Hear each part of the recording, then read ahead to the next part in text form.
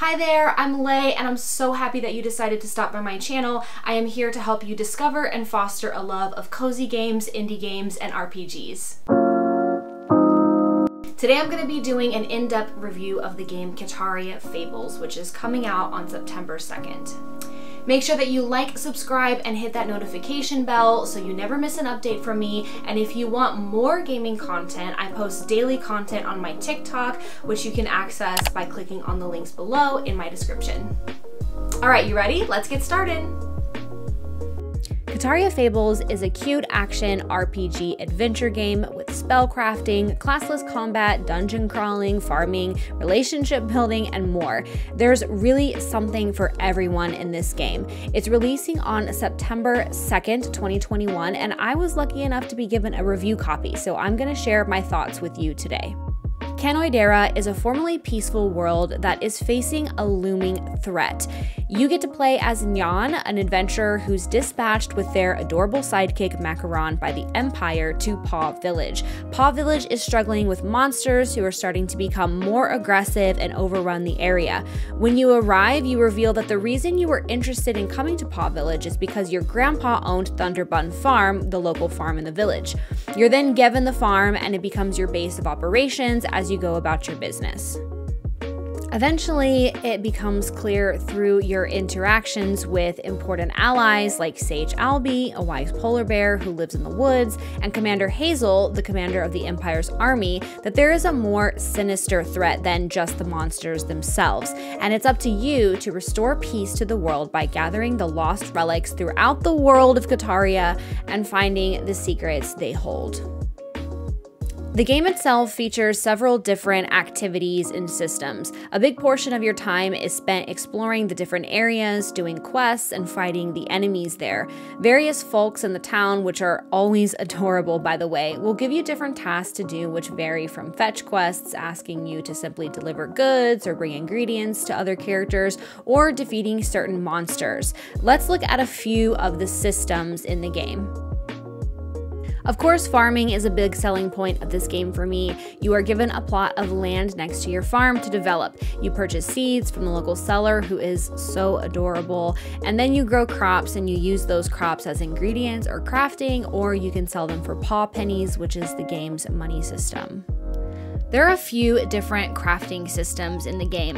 Paw Village has a local blacksmith that you can use to craft better weapons, accessories, and tools for farming. You can also gather ingredients to have villagers make food for you, which then you can use to replenish your health. You also craft spell spheres, which give you access to new powers and upgrade to your existing powers.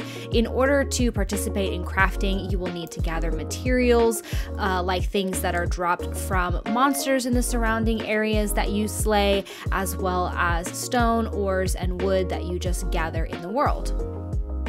The local villagers will often ask you to fulfill quests for them. As you do, you bond with them, and that unlocks new rewards. A lot of these quests will be to do various tasks around Paw Village or take items to others, lots of different things, and I'm honestly happy to do it because, oh my goodness, I love all of these characters so much.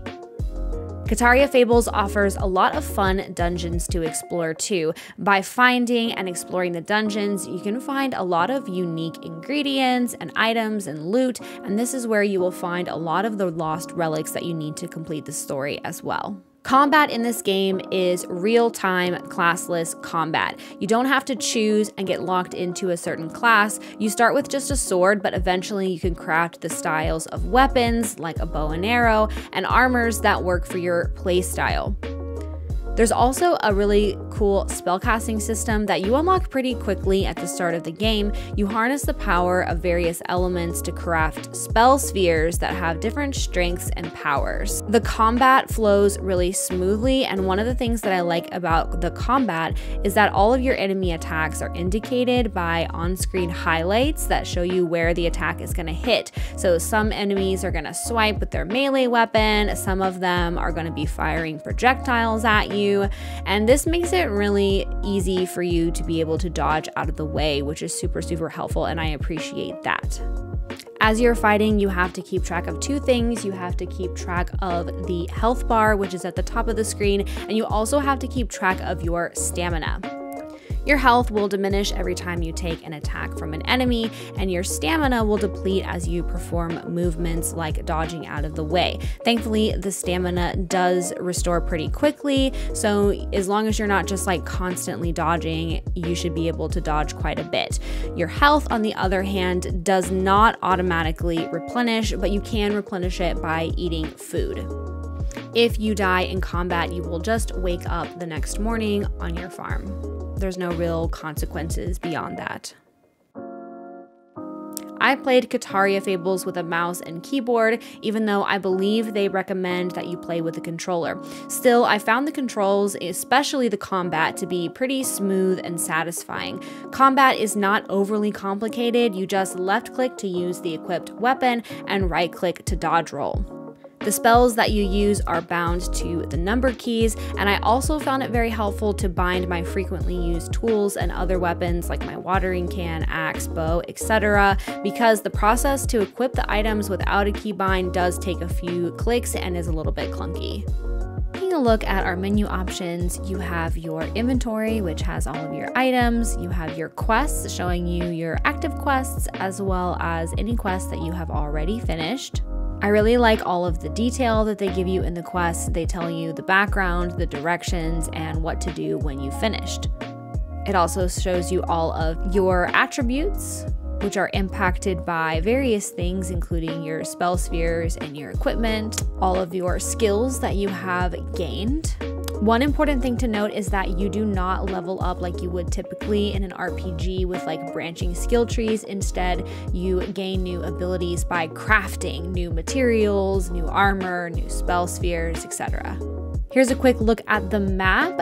You unlock new areas as you get there. So as you can see, there are a ton of areas to explore, and I have not gotten to a lot of them yet. But as you reach each new area, you will gain access to it on the map. Kitaria also features a local co-op mode with Steam Remote Play supported as well. This is really cool because you can team up with a friend, you can double your efforts, or play with complementary styles according to your own preferred play styles and strengths. Overall, I have really enjoyed playing Kitaria Fables. You get sucked into the story very quickly, and going off of just my impressions for the trailers, I was pleasantly surprised by how in-depth and epic fantasy-ish the story is. You set off really quickly to start learning the mechanics, the combat, spells, dungeons, etc., but to me, it never felt like I was being introduced to mechanics at a rate that I was having a hard time keeping up with. The world is bright, colorful, and adorable. I love that you can change the look of your player character, and I just really fell in love with the charm of the world as a whole. Even the enemies, for the most part, are kind of cute.